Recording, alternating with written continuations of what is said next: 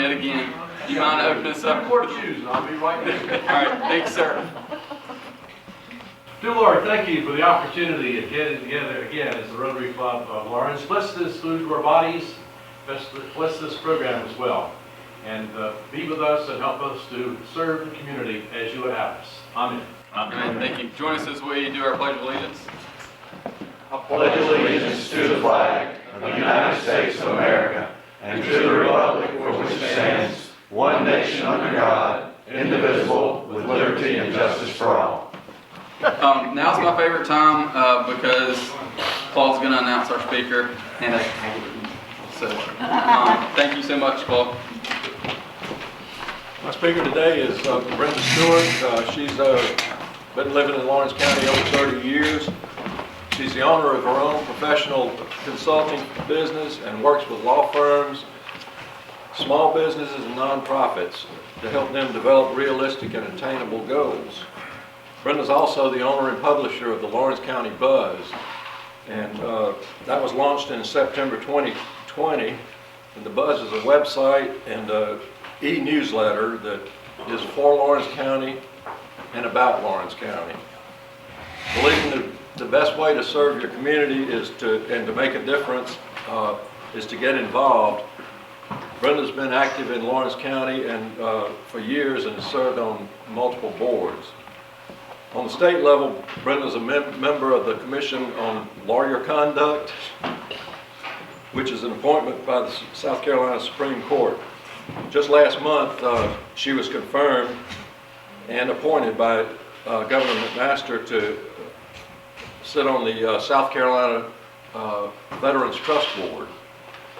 In 2020, Brenda started the Vietnam POW Reunion with a goal of bringing former Vietnam POWs to Greenville for their annual reunion this summer. She's also she's here today at this special event, or to talk about that special event, and to ask for, if volunteers and opportunities to serve at that event.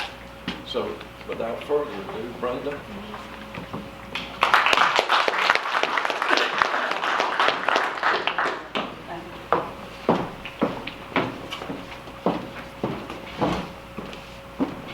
Thank you. Thanks for the opportunity to be here. I know many of you. One of the opportunities I've had to serve in a professional capacity and as a volunteer years ago was with the museum. So I remember meeting at Artist Coop with the board. We were holding a strategic planning event, working on their committee structure, membership levels, and they were like, "You really sure we can do all this?"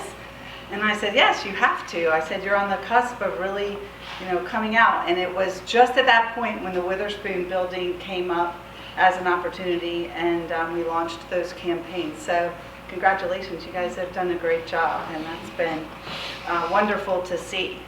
I heard some great announcements coming up in the community. If you're not getting the Buzz, go to lawrencecountybuzz.com. Sign up. It's a free e-newsletter. It's also free for your business to have an account, upload information, post jobs, events. It's for Lawrence County. It's about Lawrence County. I do all the good things in Lawrence County, so it's really fun to read. I leave the crime and obits for others. Those are important, but I want to share the good stuff of Lawrence County because I know, and so do you all, that there's a lot of great things happening. So in addition to running two businesses and volunteer opportunities, I started something else. So I would have absolutely no free time. And I don't, honestly. But it's a labor of love. So today I'm here, thank you, Claude, for inviting me to speak, to let you guys know about a really kind of historic opportunity that we have to celebrate the Vietnam POWs. They have a very unique story, and one that with every year that goes by is passing and going away. In total, there were 662 prisoners of war that survived. There were more, but there were 662 that survived the Vietnam War and returned home.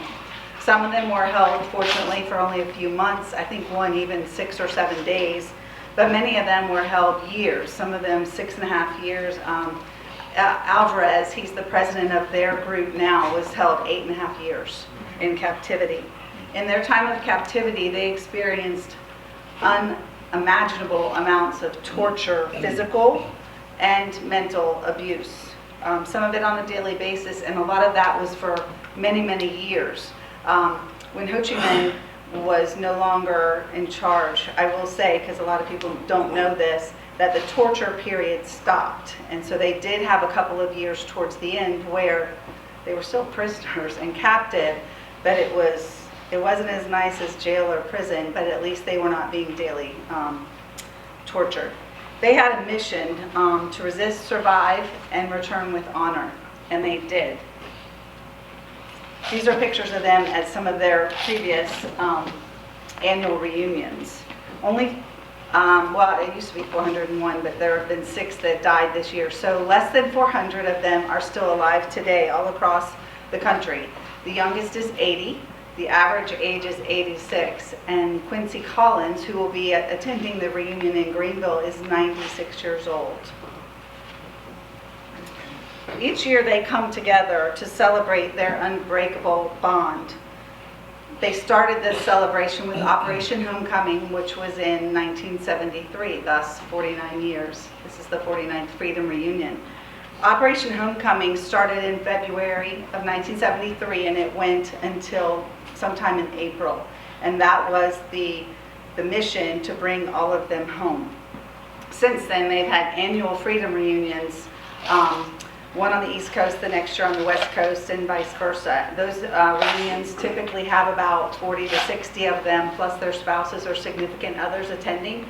Some of them are more popular because of where it's located, so it would be mid-country to the West Coast would attend, and then the East Coast, same thing. This year we're expecting a much larger turnout, and I'll explain that to you in a second. So I created the Vietnam POW Reunion Foundation with a few goals in mind. First and foremost was providing the financial support to bring them here. They are coming at their own travel expense, but after that, our funds are being raised to host them completely. I think there's one dine around on Thursday night that's kind of on your own, but in groups that will be managed and coordinated. But the rest of their reunion will be sponsored by my foundation. We are also coordinating with state and local officials. We have their support, and they will be involved at some level. We wanted to make it more than that, though, too, because I know that there are a lot of people my age, and certainly younger, who don't really understand the experience that Vietnam prisoners of war had, or the experience of anyone who served in Vietnam who came home when it wasn't really popular to serve in the military or have gone to war. Is there anyone here who's a Vietnam vet? Thank you for your service. And other veterans, please. Show of hands. Thank you. It's very much appreciated. I'm an Army brat. I grew up in the Army, so I appreciate you.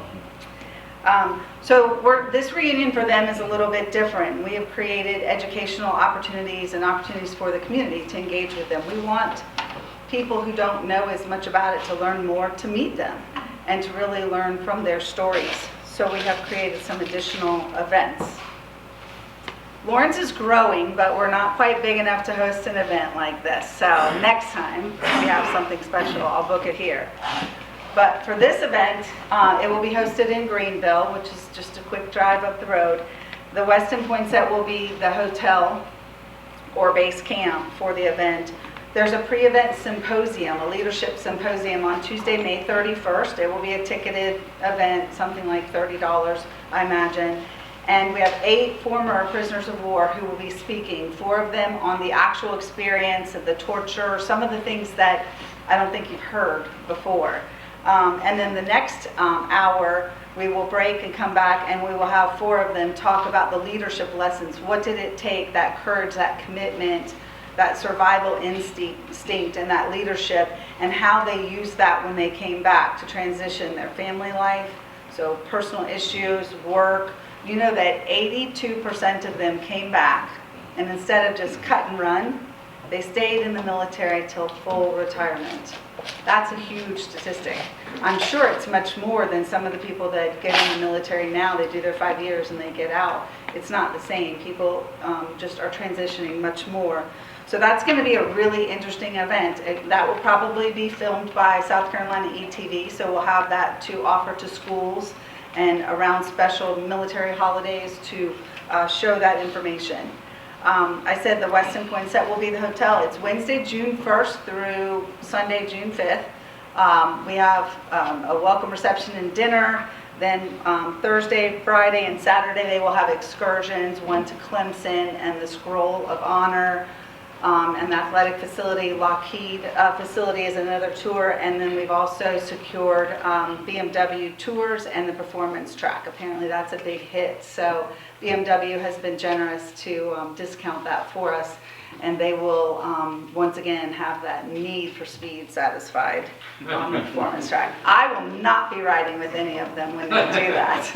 I've had a few invites, but I said no, I would watch. And then Saturday they will have their gala, which is really cool. If you go to my website later and look at it, powreunion.com, there are pictures in the gallery of other events that they've had. And these guys, the Saturday night thing is like the end, it's the big deal. We're working on a keynote speaker that's really big. I just can't mention who it is. If I do, it'll jinx it.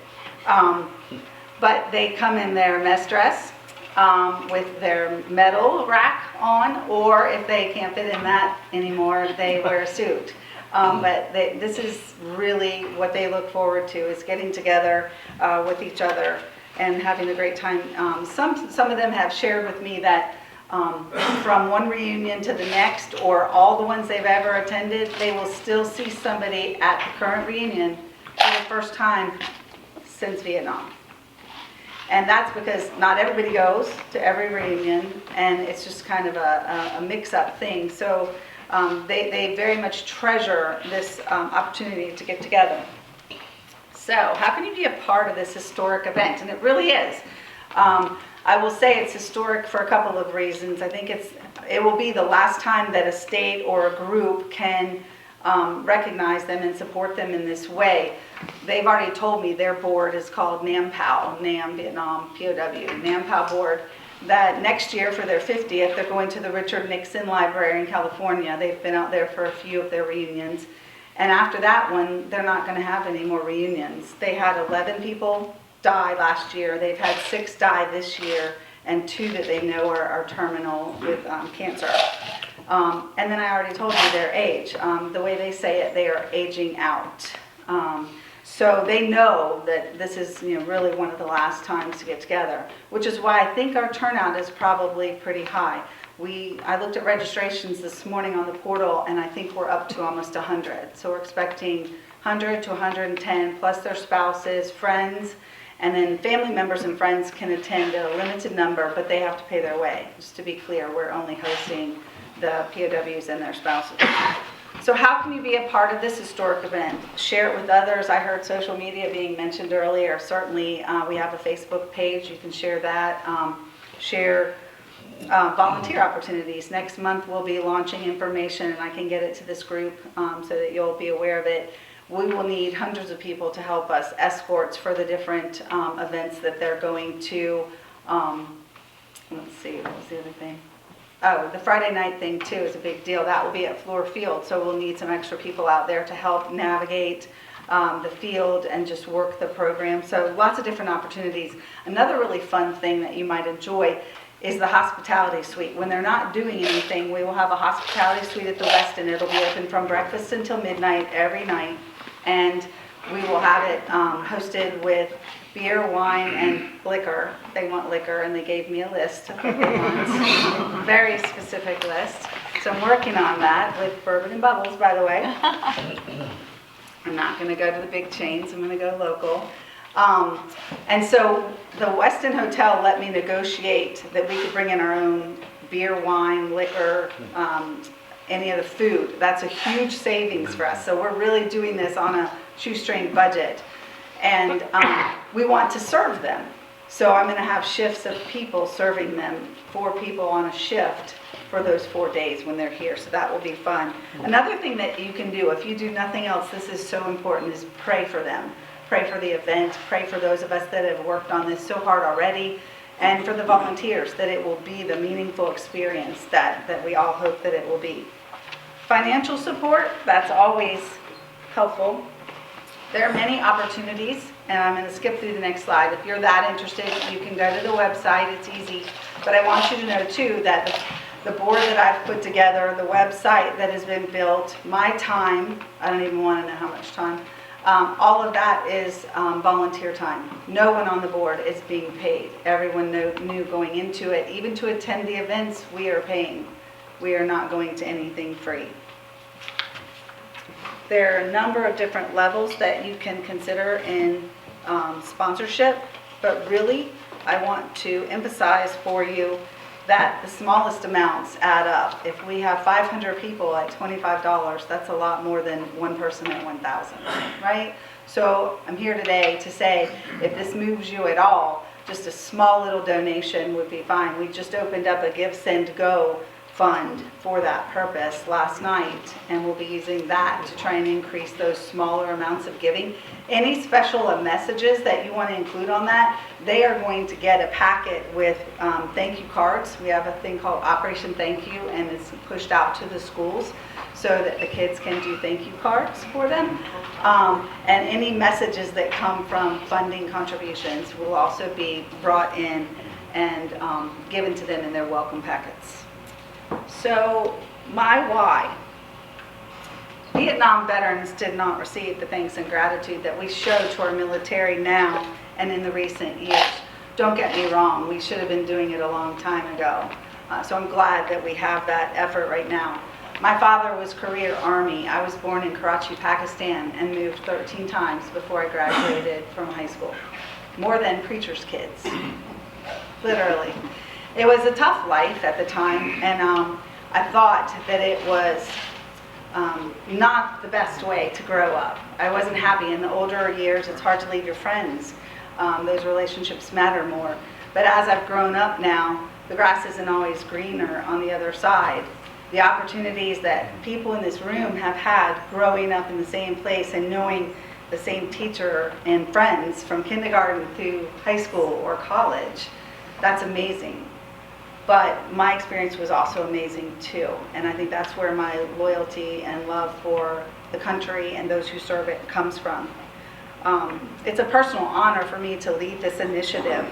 These POWs never gave up on their country and the fact that they would be returned. And I will never give up on our country either. So it's with support from all of us at any level that will help us make this a success. So with that, I will close, and if you have any questions, I will answer those. I'll leave that screen up. That's the Give, Send, Go fund. Any questions? Brother, has there been any type of study done as a percentage of these individuals that have PTSD? There has. I don't have enough about it now. It will probably be mentioned at the May 31st symposium. There's a physician that travels to each of their reunions. I think I'm paying for him to come here. And he does a study, so he will do a health checkup on all of them. But it is said that many of these have less PTSD than most people coming back from just a war and serving, some battle or project overseas. And the reason they say that is because, and even less than someone who served in Vietnam there 1 year and came home. When they came home, actually, the Vietnam POWs, because they had such an extended tour, they had more notoriety, more publicity about it, and they were welcomed home. How many of you are old enough to remember the song Tie a Yellow Ribbon? Okay, that was not written for them, but it became their song. It was actually written about some guy in prison, and his message was, if I get on the bus and I don't see any yellow ribbons, I'll forget about us and put the blame on me. But that song by Tony Orlando actually was popular then, or out. He was at their first reunion on the field of the Dallas Cowboy Stadium. I think Ross Perot financed that. And they were all out on the field, and he started singing that song, and they all sang along with it. And from there, that song was a huge hit. But anyway, back to what you said. They said, the study shows that those 3 years I talked about where they had less torture and that bond that they used even during times of torture. If you go to my website, there's a little story about a guy that would take threads out of a blanket and he would weave an American flag. And then they would find it and they would beat the crap out of him and burn it in front of him because they knew how much it hurt us to see our flag burn. And then he'd start over on another one. They just never gave up. But that time and that bond and the leadership they had from within the Hanoi Hilton helped them to prepare, especially those 3 years when they weren't being tortured. They prepared themselves, and then they were more, instead of isolation, they were in groups. So they were able to talk through certain things. They created their own communication codes and all of this. You know, the TAP code came from that. Brenda,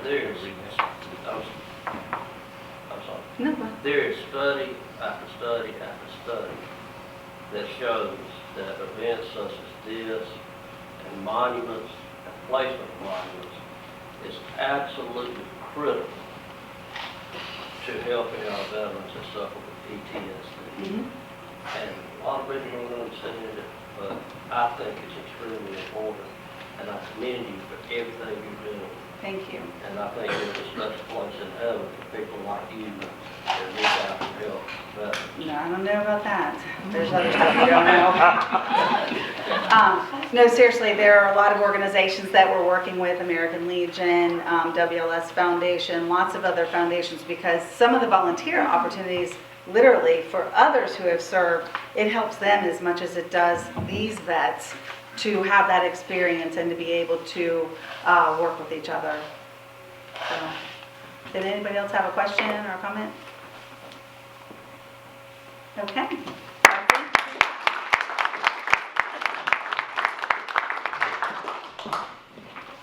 Thank you, Brenda.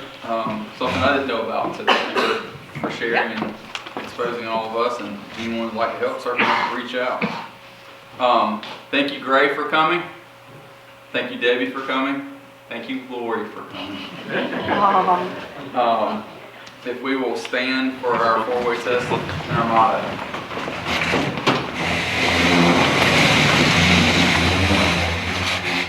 Is it the truth? Is it fair to all concerned? Will it build goodwill and better friendships?